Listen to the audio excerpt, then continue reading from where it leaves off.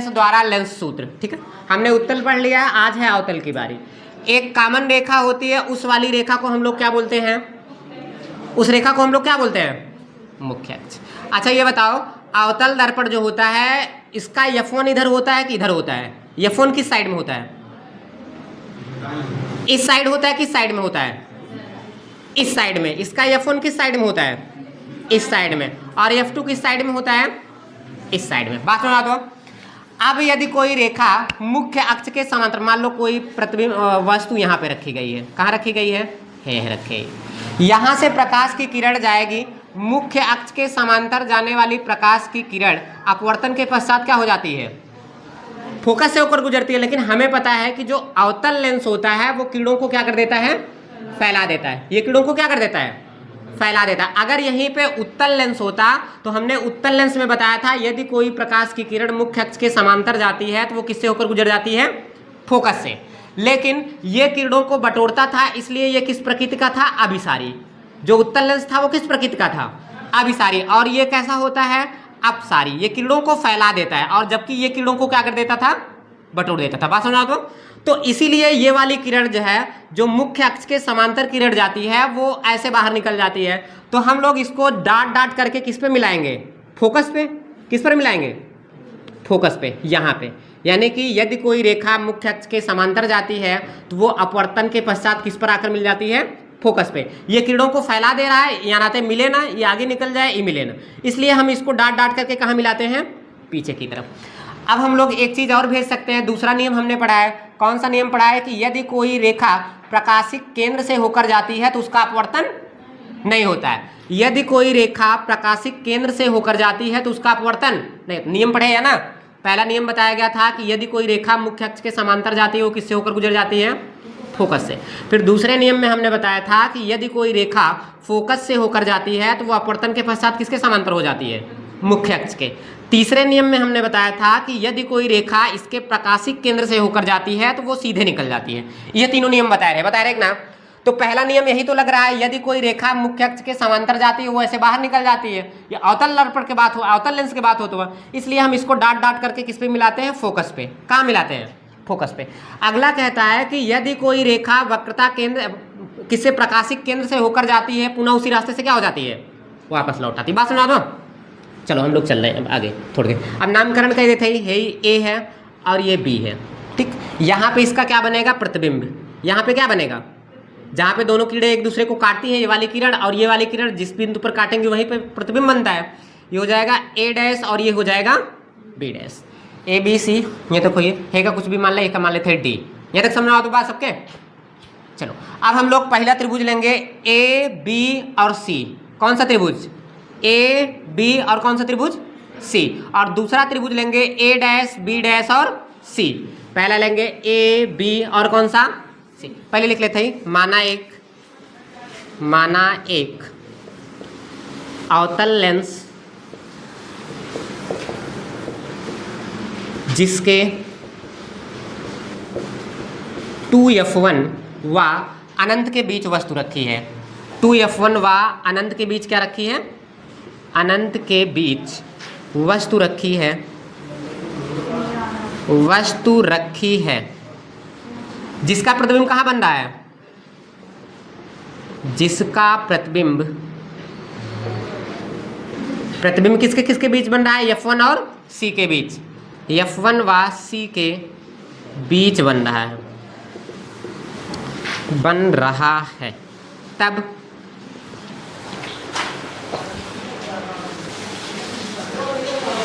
ठीक, यहाँ तक बात समझा दो। बीच है। तब उसके बाद हम लोग पहला बताएंगे। हमने पहला त्रिभुज लिया है, ये वाला त्रिभुज ए बी और किसमें? सी में। दिखा दो सबके। तो लिखेंगे यहाँ पे ऊपर से लिख दे रहे हैं त्रिभुज किसमें? त्रिभुज ए बी और किसमें? सी में। त्रिभुज ए बी सी व दूसरा त्रिभुज कौन सा? ए डैश बी डैश और सी। ये छोटा वाला, ये वाला त्रिभुज। पहले हमने ले लिया ये बड़ा वाला त्रिभुज ए बी सी। कौन सा त्रिभुज? A B C. उसके बाद ए डैश बी डैश और C. A dash B dash C एक दूसरे के क्या हैं? समरूप हैं। समरूप दिखाई दे रहे हैं नहीं? समरूप का नियम जानते हो ना? समरूप है। समरूप का मतलब होता है कि दोनों एक ही आकार के दिखाई दे रहे हैं। यो एक जो ये वाला है, ये लंब है, ये भी लंब है, मतलब एक तरीके से दिखाई देता है। दोनों त्रिभुज एक समरूप दिखाई दे रहे हैं, ठीक बड़ा व्यक्ति का छोट ब, तो एक दूसरे के समरूप है। समरूपता का नियम क्या कहता है कि ये वाली जो भुजा है वो इसके सामने वाली भुजा के अनुपात में होगी और ये वाली जो भुजा है इस वाली भुजा के अनुपात में होगी। समझ आओ?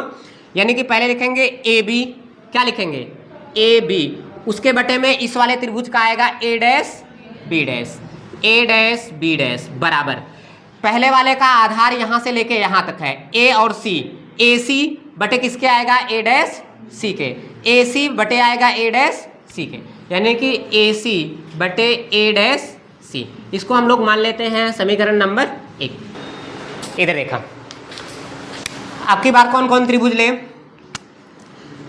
एफ डैश और डी और कौन सा त्रिभुज सी, ये बड़का वाला त्रिभुज। अच्छा वो है मतलब F1 डी सी, व दूसरा त्रिभुज कौन सा लेंगे ए डैश बी डैश और ए डैश बी डैश और के ए डैश बी डैश और F1, ए डैश बी डैश F1 में ये वाला जो बटे है DC वो किसके बटे में आ जाएगा ए डैश बी डैश के, यानी कि जो DC है DC बटे ए डैश और बी डैश, ए डैश बी डैश बराबर। अब हम लोगों ने पहले ये बड़ा वाला लिया है तो F डैश सी वो किसके अनुपात में हो जाएगा ए डैश F के, F डैश सी बटे वो किसके अनुपात में हो जाएगा ए डैश F1 के, ए डैश F1 के, F1 है भैया डैश हमेशा मान लेते हैं F1। अब ये जो DC है देखो, ये जब समांतर किरणें एक दूसरे को आती हैं जितनी लंबाई है वो उतनी लंबाई उकरे लास्ट में रहे न रहे। जब समांतर किरणें एक दूसरे के समान आती हैं तो जितनी लंबाई यहाँ है उतनी लंबाई यहाँ पे, यानी कि ये जो CD है वो किसके बराबर हो जाएगा AB के।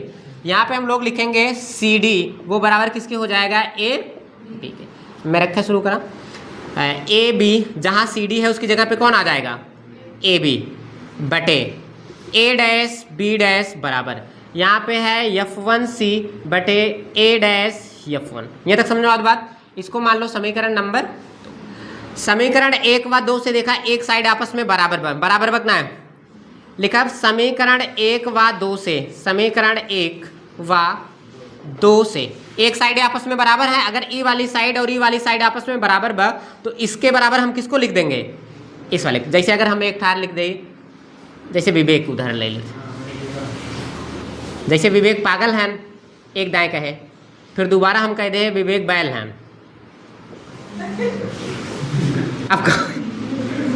अब कहो ये बात विवेक चलते ना चलते। अगर ये वाली साइड बराबर बा एक कदा हम कह दे विवेक पगलो हैं बैलो हैं, मान लो दोनों है ये हैं। चलिए देखा ध्यान से, तो वैसे यहाँ पे अगर ये वाली साइड आपस में बराबर है तो हम AC डैश ए डैश सी के बराबर हम इसको लिख सकते हैं। एक बराबर का हो जाए है, यानी कि AC बटे ए डैश सी वो बराबर किसके हो जाएगा F1C बटे ए डैश F1 के।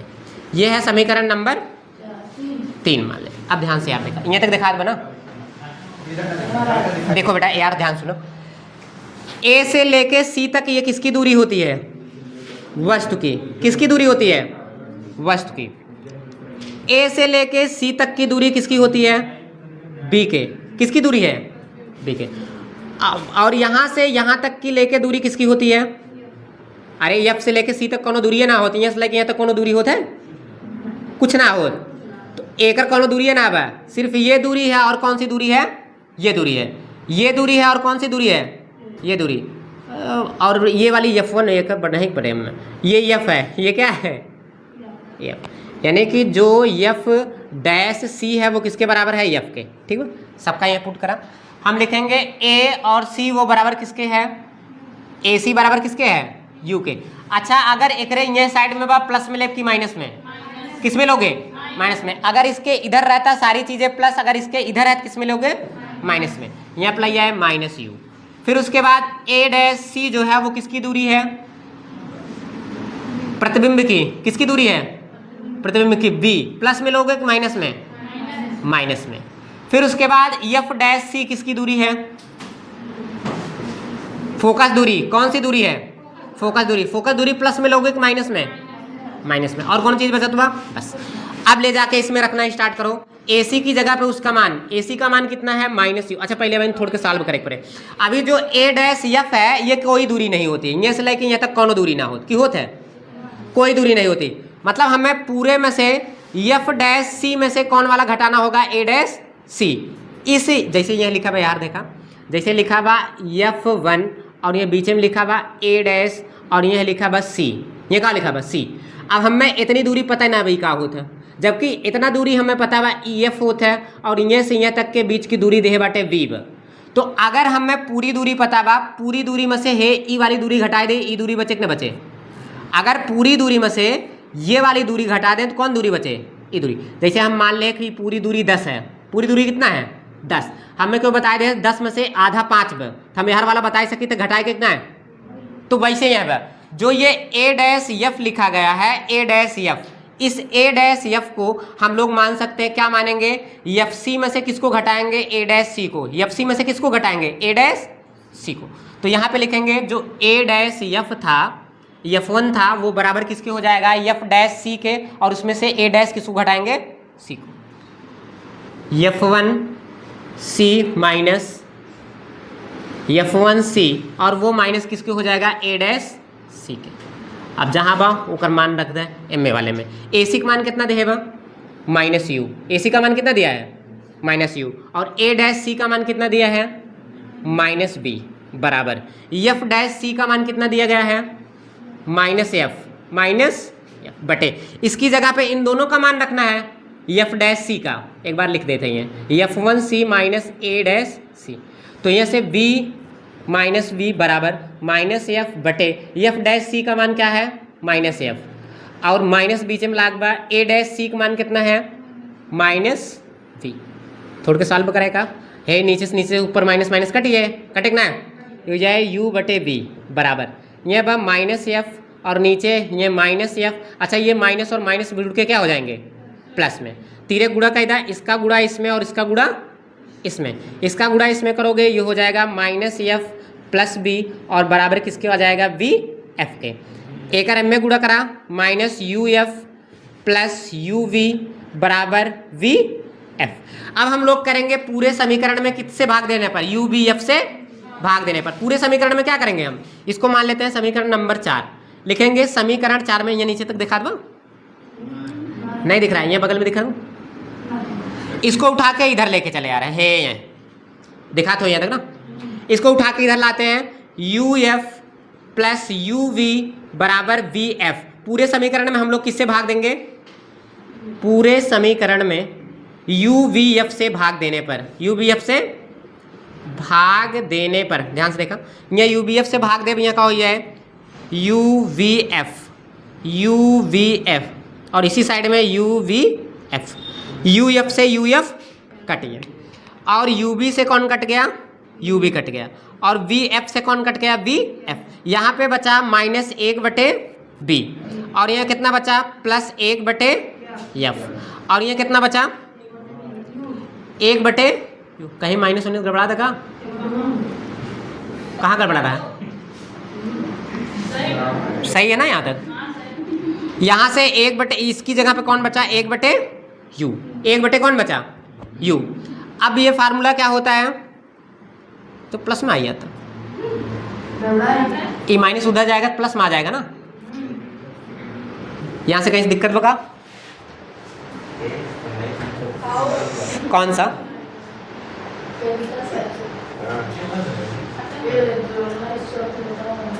अच्छा यहाँ पे -bf होगा, यहाँ पे कौन आएगा? -bf। देखो ये तीरे गुणा करें लेकिन यहाँ पे प्लस नहीं, माइनस नहीं लगा, ये -bf है, तो यहाँ पे कौन आएगा? -bf। यहाँ तो माइनस बचेगा, -1 बटे u, -1 बटे u। तो यहाँ से इस माइनस वाले को इसकी तरफ भेज देते हैं, ये हो जाए 1 बटे f बराबर 1 बटे v, ई माइनस में उधर जाके में हो जाए प्लस में, और यहाँ पे -1 बटे u। यही तो फार्मूला होता है 1/f बराबर 1/b माइनस 1/। बहुत इंपॉर्टेंट बा, पेपर में आए जरूर, उतार लो जल्दी से, वेरी वेरी मोस्ट इम्पॉर्टेंट।